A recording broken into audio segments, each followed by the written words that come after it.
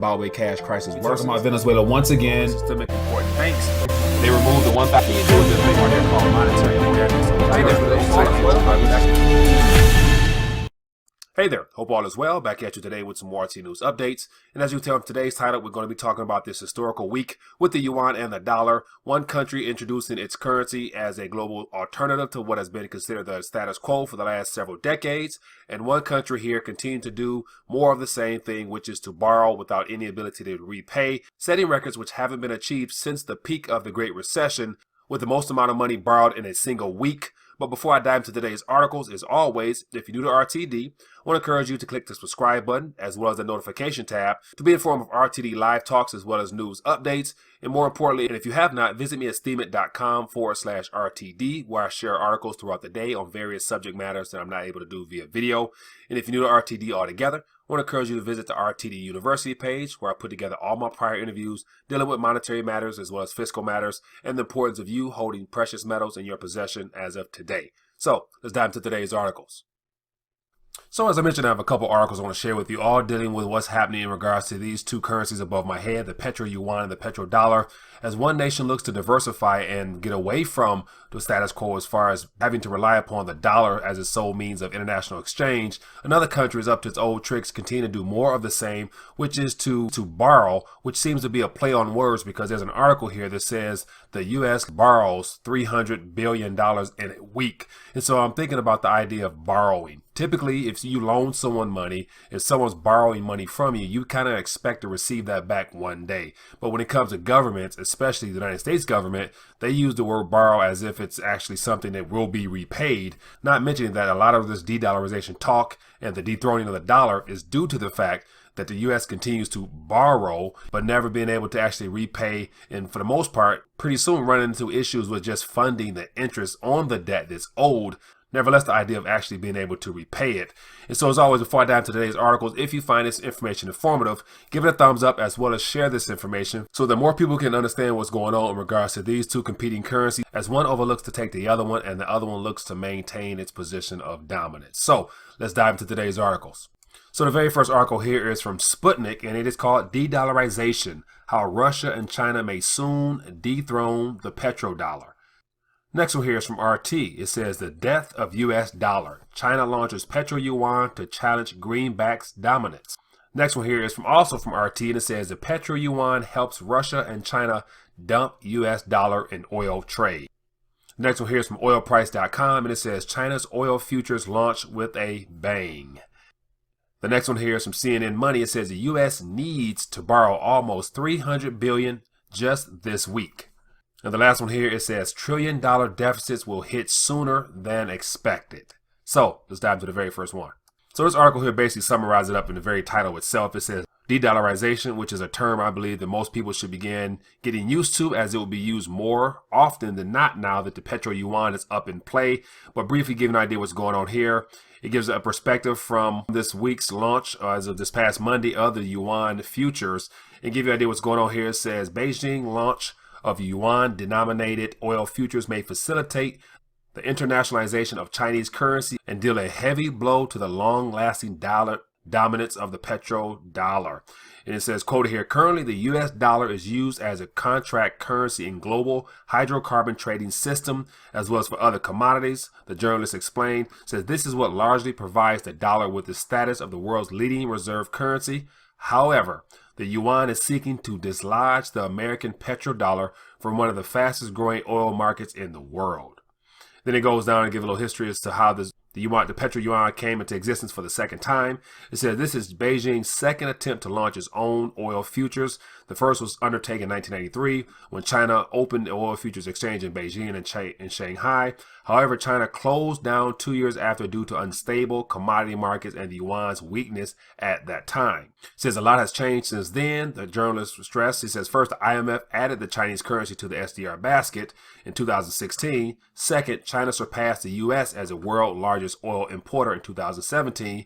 says also in 2017, China imported 8.4 million barrels of crude per day versus America's 7.9 million barrels per day.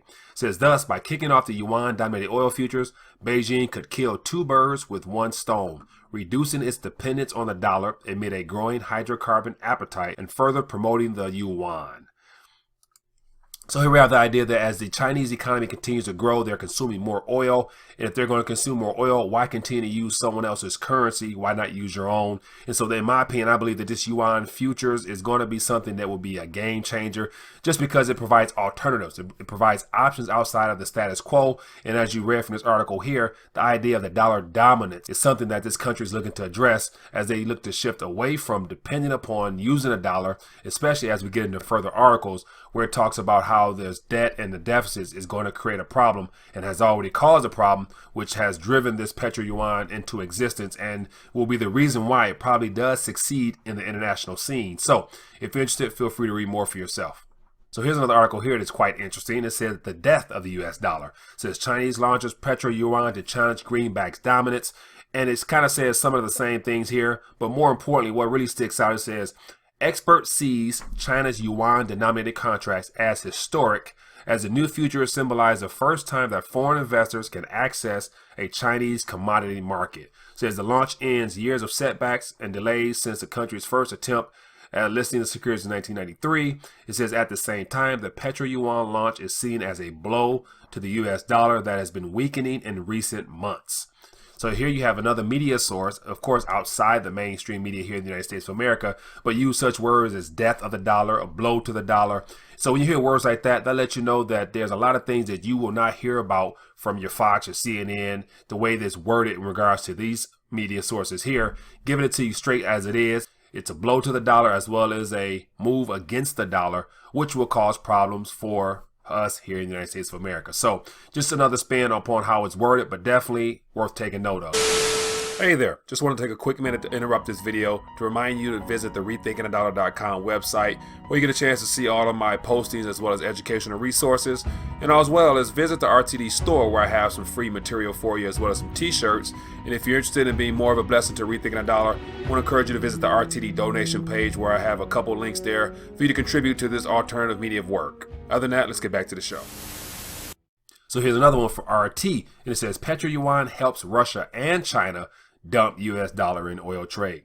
So all these articles here are as of this week, as this yuan futures, PetroYuan has been released. And it's interesting how media sources from the Eastern Hemisphere use words such as death, dollar, blow, oil trade, things that are very descriptive in what's happening in the monetary scene, whereas in no title with such descriptive words has been even hinted at in the Western Hemisphere in the mainstream media, referring to the whole release of the PetroYuan in comparison to the PetroDollar. So something worth taking note of. But here I give you a little bit more of a history. It says here, China is the world's largest, biggest crude consumer and buys most of its oil from Russia. However, most settlements are settled in dollars. It says the launch of the PetroYuan now allows Moscow and Beijing to use national currencies instead. It says China and Russia are relatively reducing dependence on the dollar in bilateral trade. So both nations reducing trade in the dollar. It says in October 2017, Beijing launched a payment system for transactions in yuan and rubles. It says it means that settlements for the Russian oil deliveries to China, which have reached 60 million tons per year, can be done without using the dollar. So once again, more perspective on trade happening without the dollar. At the end of the day, it's going to boil down to who actually needs a dollar if you have alternatives such as the PetroYuan. So more information there if you're interested in reading for yourself. Next one here is from oilprice.com, and it gives you just an idea as to how the PetroYuan on Monday, how it was received by the world. And it says China oil futures launched with a bang. So if you go throughout here, it gives a lot of detail as to how much was sold and some of the figures if you're interested to find out more details. But just the fact that it's mentioned here that it was received with a bang lets you know that there's a demand and there's a need for something other than a dollar. And a lot of people in a lot of countries will have interest already and we'll have more in the future. So if you're interested to find out details for this article, feel free to read for yourself. So this article gets to the whole idea of what's happening and why the yuan is becoming such a mainstream topic outside of the US, of course. It's the fact that the US needs to borrow almost $300 billion in just a week. And so what's interesting about this article here is we haven't needed this much money since the peak of the Great Recession. And so if we're supposed to be in an economic expansion, as the Federal Reserve Chairman mentioned, so why is there such a need for so much money within just 1 week's time, especially after passing a $1.3 trillion spending bill that's only good up until September? So that's good to say. If we are really in an economic expansion and we need to borrow this much money per week, imagine how large the deficit will be. And the next article will show you that the fear will be that it'll be in the trillions. And then you run into the idea, how will you actually service that debt? And especially if interest rates rise, which more than likely they will have to rise in order to continue to provide confidence, as this article says here. So let's read a little bit what's going on. It says, Uncle Sam needs to borrow a ton of money this week in the middle of a fight with his biggest creditor. It says the United States plans to sell about $294 billion of debt, according to the Treasury Department. That's the highest for a week since the record set during the 2008 financial crisis. This quote is saying the amount of debt coming on the market this week is extremely large, said Rick Ryder, Chief Investment Officer for BlackRock. It says awkward timing, especially with all this tariff talk. It says the government is auctioning all this short and long-term debt in an awkward time. It says last week Trump vowed to impose wide-ranging tariffs on China. It says China responded by saying it would fight against trade war to the end. Move down a little further. It says why China keeps buying.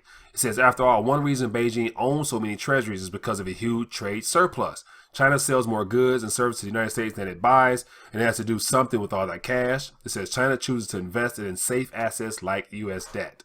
Safe assets, I'm not sure about that one. Move on down a little bit more. It says borrowing costs on the rise. It says at the same time, the Federal Reserve has stopped buying U.S. debt as it unwinds a financial crisis era program that was aimed at keeping borrowing costs low. And investors are growing more worried that inflation will force the Fed to raise short-term interest rates, making all kinds of debt more expensive.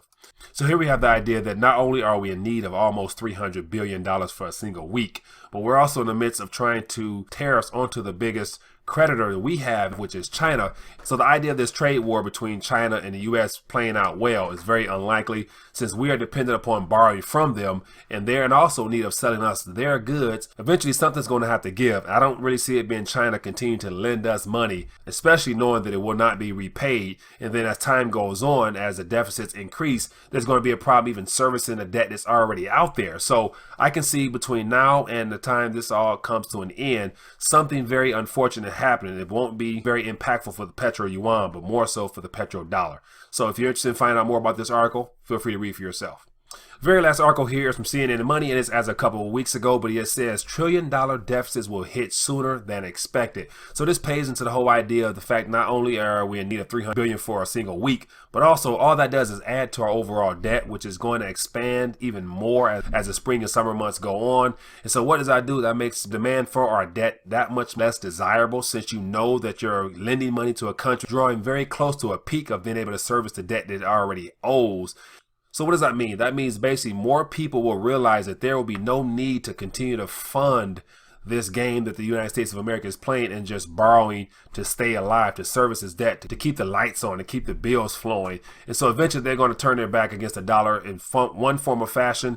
And that will put the petrodollar at great risk, because not only will people not want to hold the reserves, but now they have an options other than just the petrodollar, and that is the Petro-yuan system that's in play. And so here the article gives more information as to how this deficit situation will play out. And so this is what's happening in the news. And of course, you're not hearing much of this story in regards to why this Petro-yuan, petrodollar is so important, because all of this borrowing, all of this debt, all this deficits, it's causing a major problem in our economy, because our government is basically living on borrowed time, literally. The fact that everything we do has to come from somewhere else, because we ourselves don't possess the capabilities to produce more than we consume. And there's so many promises expected to be kept that there's no way of actually servicing all those promises. And so I'm sure you can understand how the Petro-yuan system will be received by the rest of the world as an alternative, because there's so much conflict with our country just in regards to debt, not including all the things on the political front that's a problem. And so the world is coming to the realization that the petrodollar, aka the dollar, the Federal Reserve note, is about to run into a brick wall, and there'll be no lifeline after that. And so having the Petro-yuan as an alternative eventually to do business internationally will be an option for a lot of countries to latch on to. So it's good to say, depending on how this debt situation plays throughout the year, you might hear more about the Petro-yuan moving into other countries, as well as other countries making major announcements in regards to accepting the Petro-yuan and utilizing the Petro-yuan over the dollar system. And when that does happen, what does that mean? That spells higher inflation as more dollars look to flood back into this country, causing a very uncomfortable adjustment to our standard of living here in America, which only equals more problems down the line as we move further through the year and the year ahead. So just want to share some information as to what's happening in the news in regards to this week's Petro-yuan, as well as the whole dollar debt situation we're facing here in our country. Leave a comment below. I would love to hear your thoughts on these articles here. More importantly, share this information with your family and friends so they become more aware of what's happening in regards to our monetary system, as things seem to be changing from the Western dominance out to the East. Enjoy your day.